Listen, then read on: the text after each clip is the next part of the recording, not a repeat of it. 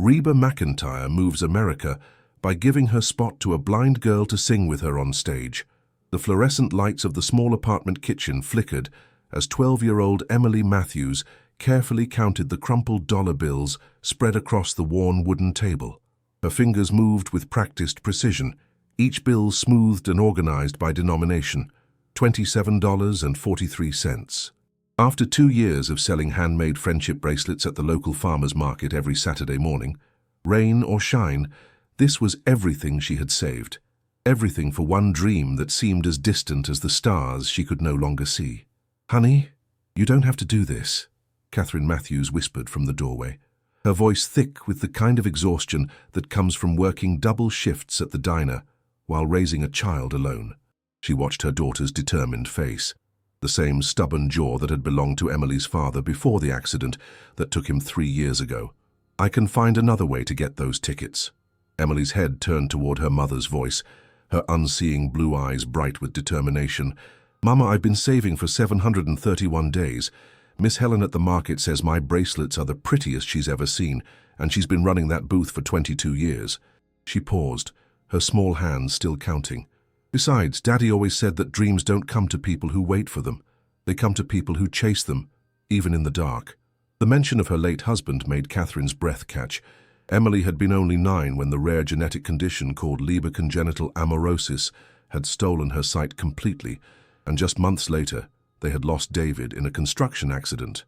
But somehow, in the midst of all that darkness, Emily had found her light in the music of Reba Mcentire. The first song she had learned to sing by heart was "The Greatest Man I Never Knew," tears streaming down her face as she dedicated it to the father she would never see again. Catherine walked over and gently placed her weathered hands over her daughter's smaller ones. "Tell me again why Reba's music means so much to you, baby girl." Emily's face lit up with the same radiance that had captivated everyone at the farmer's market. "When I lost my eyes, I thought I'd lost everything beautiful in the world. But then you played fancy for me, and I realized that music doesn't need eyes, Mama. It needs heart, and Reba's voice, and it paints pictures in my mind that are more beautiful than anything I remember seeing."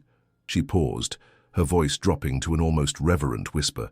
"When she sings about being strong and surviving and never giving up, I can see myself doing all those things. She makes me believe I can be anything, even without my sight." Now, if you're listening to our story and feeling that same spark of hope that Emily felt, we'd love to hear from you. Please subscribe to our channel and let us know in the comments what inspires you to keep chasing your dreams, no matter what obstacles you face. Tell us where you're watching from. Your stories give us the same strength that Reba's music gave to Emily. The concert was still 3 weeks away, but Emily had already begun preparing. Every afternoon after school, she would sit in her tiny bedroom with her mother's old CD player, learning every word of every Reba Mcentire song. She had fashioned a makeshift stage from her bed, complete with a hairbrush microphone, and would perform for an audience of stuffed animals that she arranged with careful precision. Catherine would sometimes pause outside the bedroom door, tears streaming down her face as she listened to her daughter's pure, untrained voice tackle songs with the emotional depth of someone 3 times her age. "Mama," Emily said suddenly, breaking Catherine from her reverie, "do you think she'll be able to see me in the audience? I know there will be thousands of people there." Catherine's heart clenched. The truth was that their seats were in the very back of the arena, the cheapest tickets available. So far from the stage that even people with perfect vision would struggle to make out details, but looking at her daughter's hopeful face, she couldn't bring herself to diminish that hope. "Baby, I think if anyone could spot a special light in a crowd, it would be Reba Mcentire. She's known for having a connection with her fans that goes beyond what most people understand." What Catherine didn't know was that her casual comment would prove to be more prophetic than she could have ever imagined. Emily had already begun working on something special for the concert, a project that had taken her weeks to complete with the help of Mrs. Rodriguez, her orientation and mobility teacher. Using a special slate and stylus that allowed her to create raised dots, Emily had painstakingly crafted a sign in Braille that she planned to hold up during the concert. The message was simple but profound. "I can't see you, Reba, but your voice showed me a world my eyes never could." Mrs. Rodriguez had been initially skeptical about the project. "Emily, dear, you understand that Braille isn't something most people can read, right? The likelihood that anyone, even Reba Mcentire, would understand your message is very small." But Emily had been undeterred. "Mrs. Rodriguez, my daddy used to say that sometimes the most important messages aren't meant to be understood by everyone. They're meant to be understood by the right person at the right time. If Reba is meant to see this message, she will. And if not, at least I'll know I tried to tell her how much she means to me." The night before the concert, Emily lay in bed, unable to sleep. She had carefully folded her best dress, a simple blue one that her mother had bought for her birthday, and placed it on her dresser chair. Her white cane stood beside it, polished and ready. The Braille sign was safely tucked in her backpack, wrapped in a towel to protect it from damage. She had practiced her walking route through the apartment dozens of times, memorizing the number of steps from her bedroom to the front door, from the front door to the bus stop, from the bus stop to the arena entrance. "Emily, you awake, honey?" Catherine's voice drifted through the thin wall that separated their bedrooms. "Yes, Mama. I'm too excited to sleep. Do you think tomorrow will really happen? Or am I going to wake up and find out this has all been a dream?" Catherine smiled in the darkness. "Baby girl, tomorrow is going to be more real than any dream you've ever had, and I have a feeling it's going to be a night neither of us will ever forget." As Emily finally drifted off to sleep, she clutched the small friendship bracelet she had made specially for this night, one she would never sell, no matter how much money someone offered. It was pink and gold, Reba's favorite colors, and she had woven into the pattern a small charm her father had given her years ago. Tomorrow, she would wear it as a talisman, a connection between the man who had taught her to dream and the woman who had taught her to believe those dreams could come true. But what Emily couldn't have known as she fell asleep was that tomorrow night would bring challenges she had never anticipated. The journey to meet her idol would test every ounce of strength and determination she possessed, and the obstacles she would face would be far more difficult than the darkness that had already shaped her young life. The real story was just beginning, and it would unfold in ways that would surprise not only Emily and her mother, but tens of thousands of people who would witness what was about to happen. The alarm clock's shrill cry would wake them in just 6 hours, and with it would begin a day that would change everything Emily thought she knew about dreams, music, and the power of believing in something bigger than yourself. The morning sun streamed through the small apartment window as Emily woke up 30 minutes before her alarm, her heart already racing with anticipation. She had dreamed about this day so many times that waking up felt surreal, as if she might still be caught between sleep and reality. The sound of her mother moving around in the kitchen told her that Catherine had been up even earlier, probably unable to sleep from her own mixture of excitement and worry. "Good morning, my little star," Catherine called from the kitchen as she heard Emily's bedroom door creak open. "I made your favorite breakfast, pancakes with extra butter and honey." Emily navigated her way to the kitchen table, her steps confident and measured after years of practice. The familiar sense of home, coffee brewing, pancakes on the griddle, and her mother's lavender soap filled her with a sense of comfort that she tried to hold on to. Something deep in her chest told her she would need that comfort today. "Mama, you didn't have to make anything special. I'm too nervous to eat much anyway." Emily settled into her usual chair, the one positioned so she could face the window where the morning light was warmest on her face. "Nonsense. Today's a big day, and you need your strength." Catherine placed a plate in front of her daughter and sat down with her own cup of coffee. "I called in a favor with Janet from the diner. Her husband Mike is going to drive us to the arena this afternoon. That way we don't have to worry about the buses." Emily's face fell slightly. "Mama, I told you I wanted to take the bus like we planned. I've been practicing the route for weeks. I know every stop, every transfer. I want to get there on my own." Catherine sighed, recognizing the stubborn independence that had both worried and amazed her since Emily lost her sight. "Baby, it's not about what you can or can't do. It's about making sure we get there safely and on time. Sometimes accepting help isn't giving up. It's being smart." But Emily had already made up her mind. The journey to see Reba Mcentire wasn't just about the destination. It was about proving to herself that she could navigate the world on her own terms. "Please, Mama, this is important to me. I need to know I can do this myself." After a long moment, Catherine nodded reluctantly. "Okay, but we leave 2 hours earlier than planned, and you carry your phone in your front pocket at all times." The first sign that the day wouldn't go as smoothly as Emily had hoped came at the bus stop. The electronic announcement system, which usually clearly stated each route and arrival time, was malfunctioning, producing only garbled static. Emily stood with her white cane, listening carefully for the distinctive sound of the number 14 bus, but the cacophony of traffic made it nearly impossible to distinguish one vehicle from another. "Excuse me," Emily called out to someone she could hear standing nearby. "Could you tell me if the number 14 bus has come by yet?" The person, a man based on the sound of his voice, barely paused. "I don't know, kid. I'm not from around here." His tone suggested he found her question more annoying than anything else. Emily felt her cheeks flush with embarrassment, but she tried again with the next person she heard approaching. This time, a woman with a kind voice stopped to help. "Oh, honey, that bus just left about 2 minutes ago. But don't worry, they run every 20 minutes on Saturdays." 20 minutes. Emily's carefully calculated schedule had already been thrown off, but she took a deep breath and adjusted. She had planned for contingencies, after all. The next bus would still get them to the arena with time to spare. When the number 14 finally arrived, Emily quickly realized that her weeks of practice hadn't prepared her for the reality of a crowded Saturday afternoon bus filled with people heading to various events around the city. The driver, clearly irritated by the press of passengers, barely acknowledged her as she climbed aboard with her mother. "2 for downtown, please," Catherine said, fishing exact change from her purse. "Seats are towards the back," the driver muttered, already looking past them to the next passenger. Emily began making her way down the aisle, her cane carefully sweeping side to side, but the bus lurched into motion before she had found a seat. She stumbled slightly, catching herself on a seat back, and heard a teenager's voice pipe up loudly. "Watch where you're going." "She's blind, you little jerk," Catherine snapped, her protective instincts flaring. "Well, maybe blind people shouldn't be on buses during rush hour," the teenager shot back, causing several other passengers to turn and stare. Emily felt her face burn with humiliation. This was exactly what she had feared. Becoming a spectacle, drawing unwanted attention, being seen as a burden rather than just another person trying to get somewhere. She found an empty seat and sank into it, her excitement beginning to dim under the weight of embarrassment.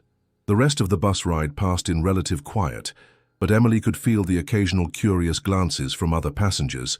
She clutched her backpack tighter, feeling the carefully wrapped Braille sign inside, and wondered if her grand gesture would seem as foolish to others as it suddenly seemed to her. When they finally reached their stop downtown, Emily was relieved to escape the confined space of the bus. But their troubles were far from over.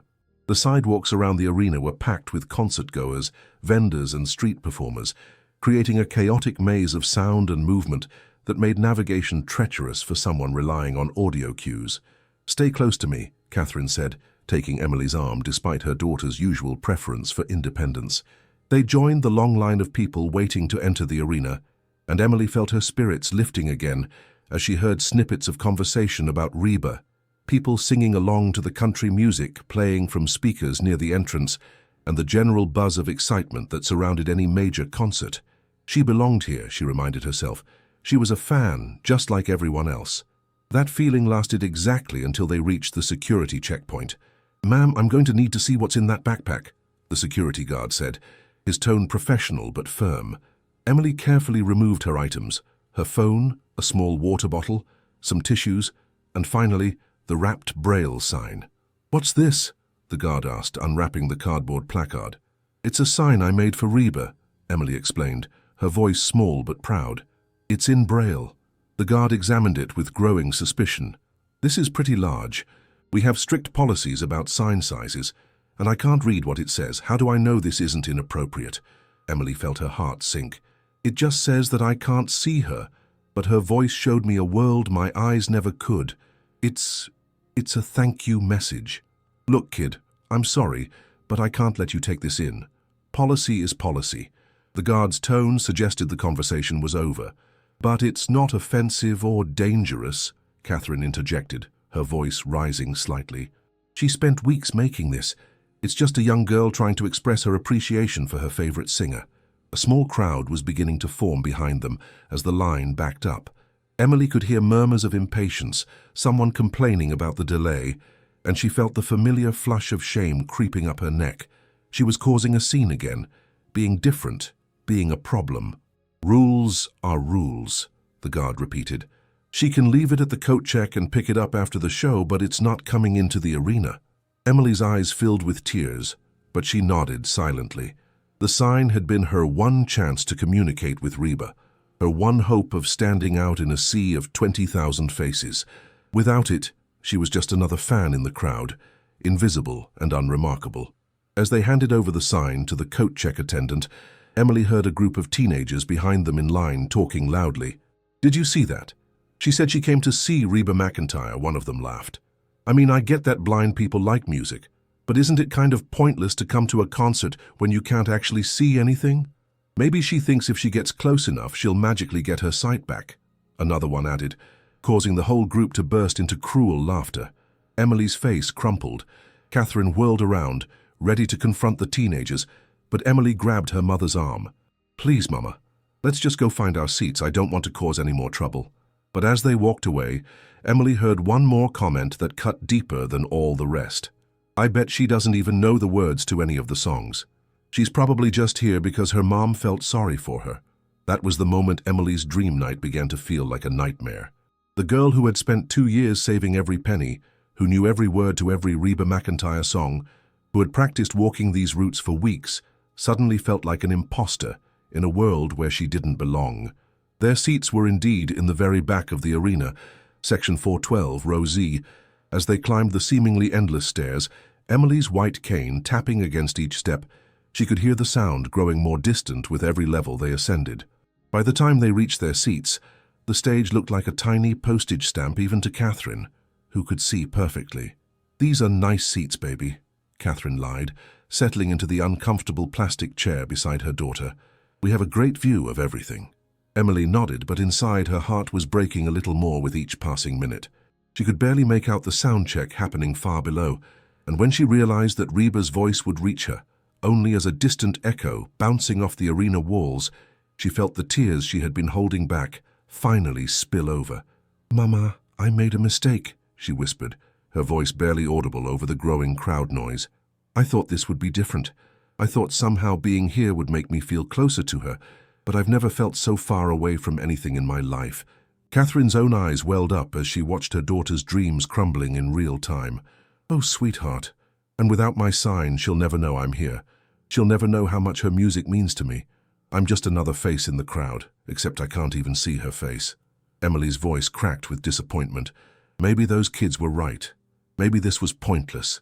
But just as Emily was sinking deeper into despair, something unexpected happened. A security guard who had been making rounds through the upper sections stopped at the end of their row. Unlike the guard at the entrance, this man was older, with kind eyes and a gentle manner that immediately set him apart from his colleague downstairs. "Excuse me," he said, approaching their seats. "Are you the young lady with the Braille sign?" Emily looked up, confused. "Yes, sir, but they made me check it at the door." The guard, whose name tag read Marcus, smiled warmly. "I heard about what happened downstairs. My daughter is studying special education, and she's taught me a little about Braille. I was wondering if you'd mind telling me what your sign said." Emily's face brightened slightly for the first time in hours. It said, "I can't see you, Reba, but your voice showed me a world my eyes never could." Marcus felt a lump form in his throat. He had been working security at concerts for 15 years, and he had seen thousands of signs, banners, and displays of fan devotion. But something about this 12-year-old girl and her simple, heartfelt message struck him as profoundly different. "That's beautiful," he said softly. "And you know what? I think someone should hear about this." Before Emily could ask what he meant, Marcus pulled out his phone and took a quick photo of Emily sitting in her seat, her white cane resting against her knee, her face still streaked with tears, but showing the first hint of hope she had felt all day. "I'm going to send this to someone who might be interested in your story," Marcus explained. "Would that be okay with you?" Emily nodded eagerly, not daring to hope for too much, but grateful that at least one person seemed to understand why she was there. What Emily didn't know was that Marcus had a direct line to the backstage crew through his radio. More importantly, he had developed a reputation over his years of service as someone who could spot genuine fan moments that deserved special attention. His recommendations had led to several memorable concert experiences for deserving fans, and the production team had learned to trust his judgment. "Unit 7 to backstage coordinator," Marcus spoke quietly into his radio as he walked away from Emily's section. "I've got a situation up here that I think Ms. Mcentire would want to know about." Down in the backstage area, the pre-show energy was at its peak. Reba Mcentire stood in her dressing room, going through her final vocal warm-ups, while her team made last-minute adjustments to costumes and equipment. She had performed thousands of concerts over her 45-year career, but she still felt the familiar flutter of excitement before taking the stage. Her assistant, Sarah, knocked on the dressing room door. "Reba, there's a security guard on the radio saying he has something you might want to see. Should I tell him you're busy with pre-show prep?" Reba paused her vocal exercises. Throughout her career, she had made it a point to stay connected to her fans, often taking time for special requests or unusual situations. "Send him down. I've got 5 minutes." When Marcus arrived backstage, still carrying his phone with Emily's photo, he felt slightly out of place among the bustling crew members and elaborate stage equipment. But his years of experience had taught him that sometimes the most important moments happen when you step outside your comfort zone. "Ms. Mcentire?" He approached her respectfully. "Thank you for taking the time to see me. I've got a fan upstairs who I think you'd want to know about." Reba looked at the photo on Marcus's phone and listened as he explained about Emily's Braille sign, her 2 years of saving money, and the cruel treatment she had received from both security and other fans throughout the day. "She's 12 years old," Marcus continued, "and she knows every word to every one of your songs. When I asked her what her sign said, she recited it like poetry. This isn't just some kid whose parents brought her to a show. This is someone who truly understands your music on a level that most adults never reach." Reba studied the photo more closely, seeing Emily's tear-stained face and the determined set of her jaw that reminded her of her own childhood in Oklahoma, when music had been her escape from a world that often felt too big and challenging. "Where is she sitting?" Reba asked. "Section 412, row Z, about as far from the stage as you can get and still be in the building." Reba was quiet for a long moment, and Marcus wondered if he had overstepped by bringing this to her attention. But then she looked up with an expression he had never seen before, a mixture of determination and something that looked almost like divine inspiration. "Marcus, I want you to do me a favor," she said. "During the show, I want you to keep an eye on that little girl, and when I give you a signal from the stage, I want you to help her get down here." Marcus blinked in surprise. "Down to the stage area? Ma'am, that would be highly irregular, the insurance liability alone." "Marcus," Reba interrupted gently but firmly, "I've been performing for more people than I can count, in venues all over the world, and I've learned that sometimes the most irregular moments are the ones that matter most. That little girl didn't come here tonight to just hear music. She came here believing in something bigger than herself.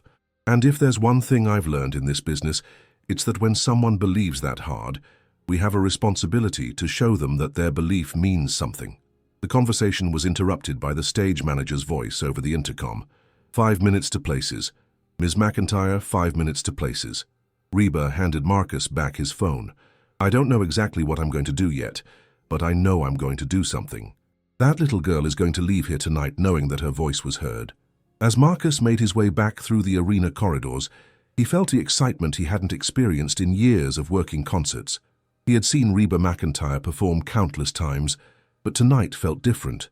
Tonight he was part of something that would extend far beyond the standard set list and choreographed stage moves. Back in section 412, Emily sat quietly as the arena filled to capacity around her. The opening act had finished, and the anticipation in the crowd was building to a crescendo. Catherine had bought them each a small soda and a bag of overpriced popcorn, trying to salvage what she could of their special night. "The lights are dimming," Catherine whispered to Emily. "I think she's about to come out." Emily felt her heart race despite her earlier disappointments. Whatever had gone wrong during the day, whatever cruel comments she had endured, this was still Reba Mcentire. This was still the voice that had carried her through the darkest days after losing her sight. This was still the music that had taught her to believe in herself when the rest of the world seemed to doubt her abilities. The arena exploded into cheers and applause as the opening chords of Fancy filled the space. Even from their distant seats, Emily could hear that unmistakable voice, strong and clear, and full of the same spirit that had inspired her for years.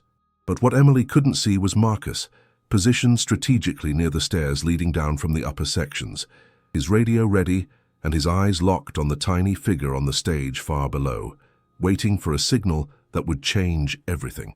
For the first 3 songs, Reba performed her usual high-energy opening set, moving across the stage with the practiced grace of someone who had commanded audiences for decades. The crowd was electric, singing along to every word, their voices creating a wall of sound that seemed to lift the roof off the arena. Emily found herself swept up in the music, despite her earlier disappointments, her clear soprano voice joining the chorus of 20,000 fans. "She sounds exactly like she does on the recordings," Emily whispered to her mother during a brief instrumental break. "But somehow better, more real." Catherine squeezed her daughter's hand. "I can see her smiling, baby. She looks so happy up there, like she's exactly where she belongs."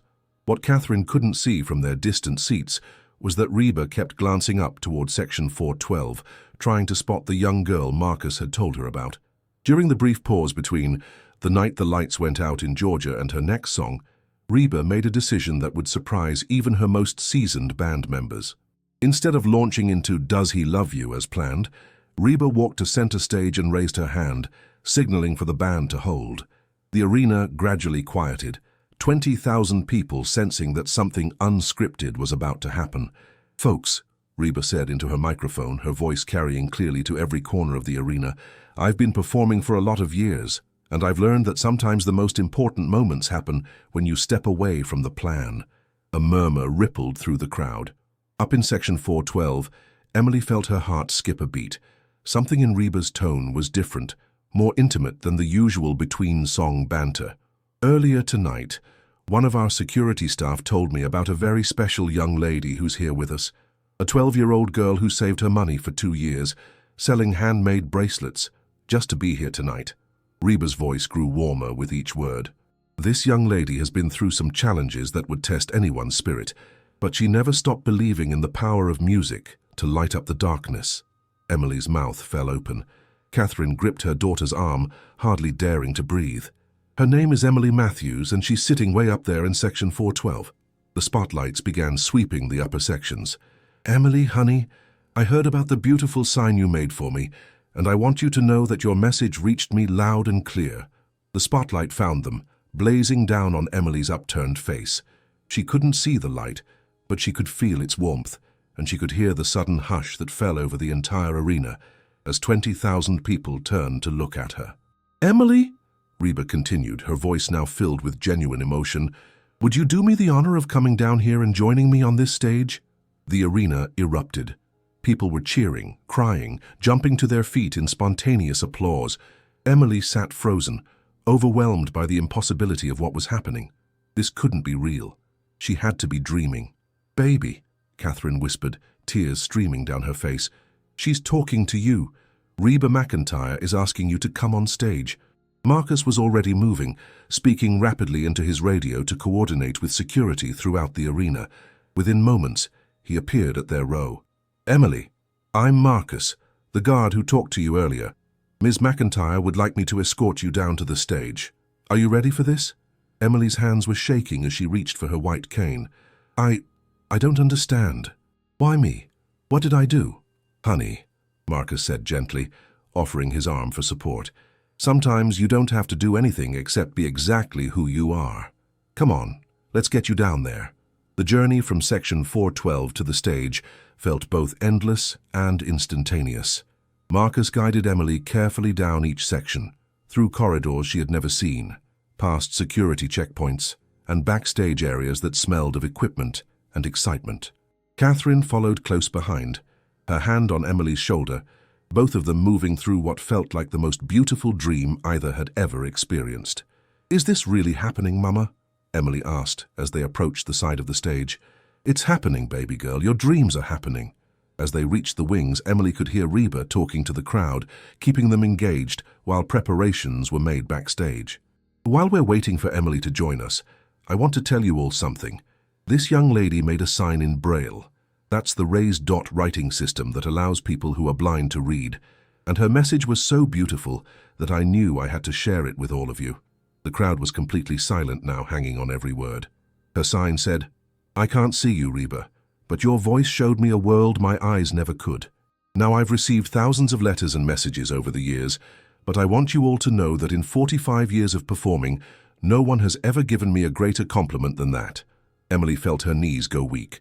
Her private message, her personal tribute to her idol, was being shared with 20,000 people, But instead of feeling exposed or embarrassed, she felt something she had never experienced before, the sensation of being truly seen and understood by the entire world. "Okay, folks, I think our special guest is ready," Reba announced. "Let's give Emily Matthews the warmest Nashville welcome she's ever received." Marcus guided Emily through the wings and onto the stage proper. The roar of the crowd hit her like a physical force, but it wasn't overwhelming. It was welcoming, supportive, full of love and encouragement. Her white cane tapped against the stage floor as she made her way toward the center, where she could hear Reba's voice calling her name. "Emily, sweetie, I'm right here," Reba said, stepping forward to take Emily's free hand. "How are you feeling?"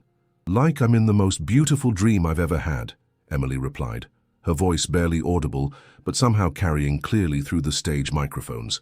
The crowd melted. Grown men were wiping away tears, and Catherine, watching from the side of the stage, was sobbing openly. "Well then, let's make sure it's a dream worth having," Reba said with a warm smile. "I heard from a little birdie that you know some of my songs pretty well." Emily nodded, finding her voice growing stronger. "I know all of them, every single one. I've been practicing in my bedroom for years." "All of them?" Reba asked with mock surprise. "Even the deep cuts from my early albums?" "Especially those," Emily replied, getting her first laugh from the crowd. "Mama says I'm the only 12-year-old in Tennessee who knows all the words to You Lift Me Up to Heaven." Reba laughed delightedly. "Well, we might have to test that later. But right now, I'm curious about something. What's your favorite song of mine?"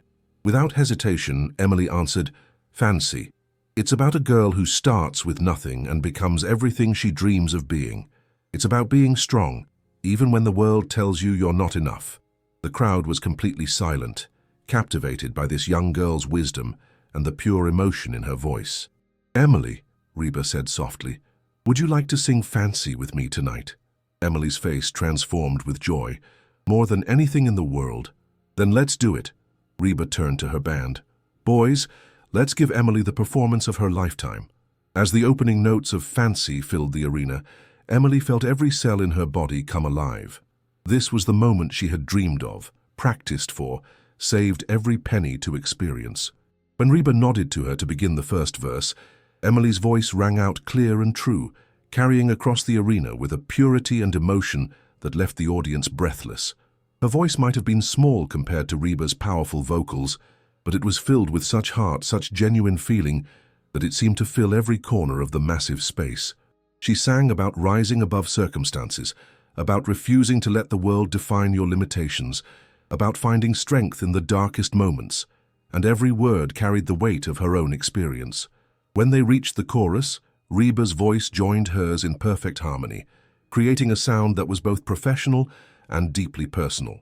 The crowd was completely entranced, phones held high to capture this unprecedented moment, but many people had stopped recording and were simply experiencing the magic happening before their eyes. As the song reached its climax, Emily's confidence grew with each note. This was her element, her gift, her truth being shared with the world. When the final notes faded and the arena exploded in the loudest applause anyone could remember, Emily found herself wrapped in Reba's arms, both of them crying tears of joy. "Emily," Reba whispered into her ear, speaking directly into the microphone so everyone could hear, "you just gave me one of the most beautiful moments of my entire career. Thank you." But the magic of the evening was far from over, and Emily had no idea that this moment on stage was just the beginning of a journey that would change not only her life, but the lives of countless others who would be inspired by what they witnessed that night. As the applause finally began to die down, Reba kept Emily close by her side, clearly reluctant to let this special moment end. The audience sensed that something unprecedented was unfolding, and they waited with breathless anticipation for whatever would come next. "Emily," Reba said, speaking both to the young girl and to the 20,000 people hanging on every word, "I want to ask you something, and I want you to answer from your heart. What does music mean to you?"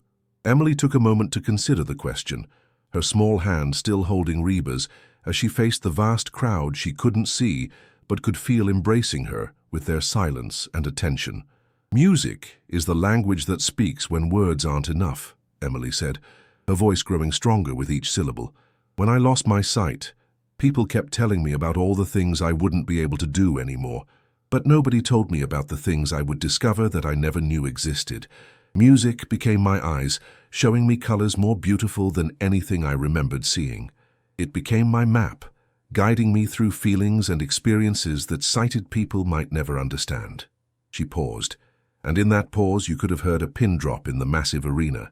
But most importantly, Emily continued, music taught me that being different isn't the same as being less. When I sing, I'm not the blind girl or the girl who needs help or the girl who can't do things other people can do. When I sing, I'm just Emily, sharing my heart with the world. The crowd erupted again, but this time it was different. This wasn't just applause for a performance. It was recognition of something profound, a moment when a young girl's wisdom had touched the souls of everyone present. Reba wiped tears from her own eyes and turned to address her band. Boys, I think we need to change up the rest of tonight's show. Emily, would you be willing to stay up here with me for a little while longer?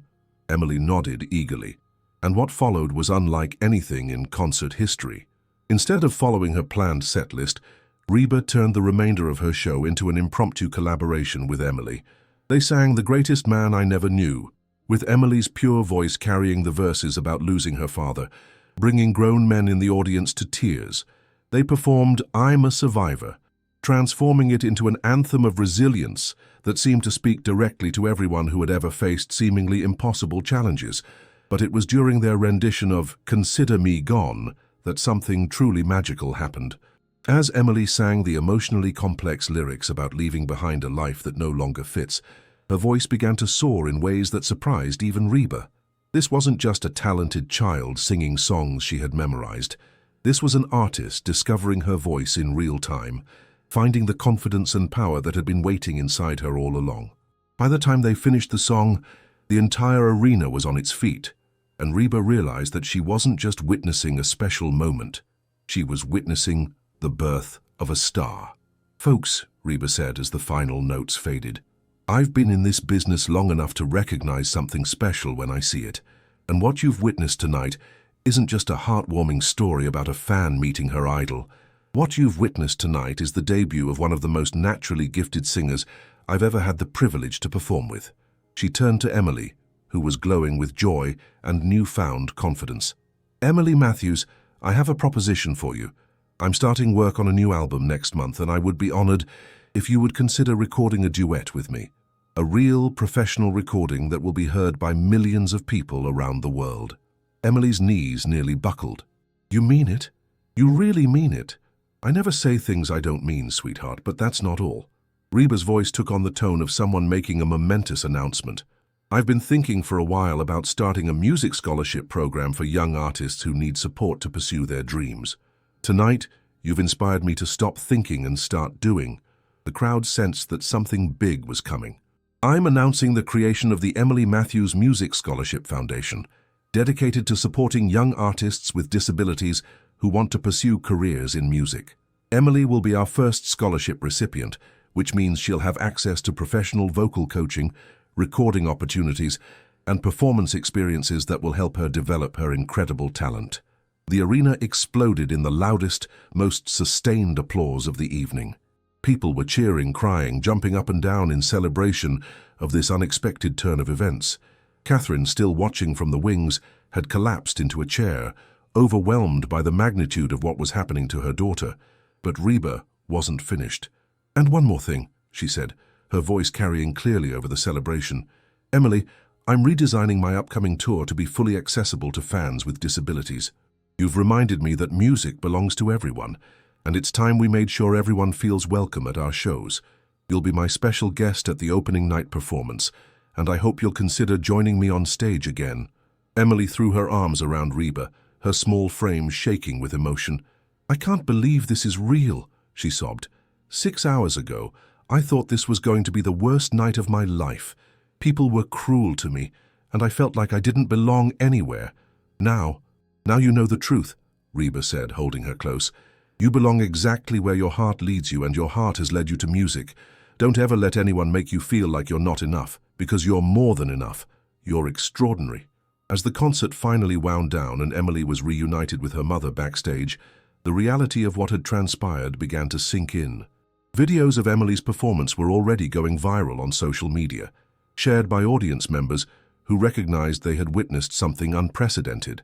Major news outlets were picking up the story, and record executives were already making inquiries about the young girl who had captivated both Reba Mcentire and an arena full of fans. 6 months later, Emily Matthews walked back onto a stage, this time at the Grand Ole Opry, the most sacred venue in country music. She was no longer the nervous, uncertain girl who had climbed those arena stairs with tears in her eyes. She was a confident young artist, professionally trained and polished, but still carrying the same authentic heart that had moved an arena to tears. Her duet with Reba, Eyes of the Heart, had become a #1 hit on the country charts and had crossed over to mainstream success. The song's message about seeing the world through love rather than sight had resonated with audiences far beyond the country music community, becoming an anthem for anyone who had ever felt overlooked or underestimated. The Emily Matthews Music Scholarship Foundation had grown beyond anyone's expectations, providing support to over 200 young artists with disabilities in its first year. Emily had become the foundation's most visible ambassador, speaking at schools and events about the importance of pursuing your dreams, regardless of the obstacles you face. But perhaps most importantly, Emily had discovered that her true gift wasn't just her voice. It was her ability to help others find their own voices. She had started a YouTube channel where she taught music to other young people with disabilities, showing them techniques she had developed for learning songs and performing without relying on sight. Her subscriber count had grown to over 2 million, and her videos were being used by music therapists and special education teachers around the world. As Emily took the stage at the Opry that night, she thought back to the girl who had sat in section 412, feeling like she didn't belong in the world of music. That girl had believed that her disability made her less than other people, that her dreams were too big for someone like her. Now, as she stood in the spotlight with her white cane by her side and 2,400 people rising to their feet in anticipation, Emily understood that her disability hadn't made her less than anyone. It had made her exactly who she was meant to be. The darkness that had once seemed like a limitation had become her greatest strength, teaching her to see the world in ways that others never could. When she began to sing her latest song, one she had written herself about finding light in unexpected places, her voice carried all the way to the back rows with the same power and emotion that had captivated that first arena audience. But now, there was something more in her voice. The confidence that comes from knowing your place in the world, the joy that comes from living your purpose, and the wisdom that comes from understanding that sometimes our greatest challenges become our greatest gifts. As the song ended, and the Opry audience erupted in thunderous applause, Emily smiled and thought about all the young people who would be watching this performance online. Young people who might be sitting in their own version of Section 412, feeling like they don't belong, wondering if their dreams are too big for someone like them. She hoped they would see that dreams don't have size limits, that belonging isn't about fitting in with everyone else. It's about being brave enough to be yourself, and that sometimes the very thing that makes you different is exactly what the world needs. The little girl who had economized $27.43 to buy a concert ticket had become a voice for millions, proving that the most powerful songs are the ones that come from the deepest places in our hearts, and that the most beautiful sights are often seen not with our eyes but with our souls.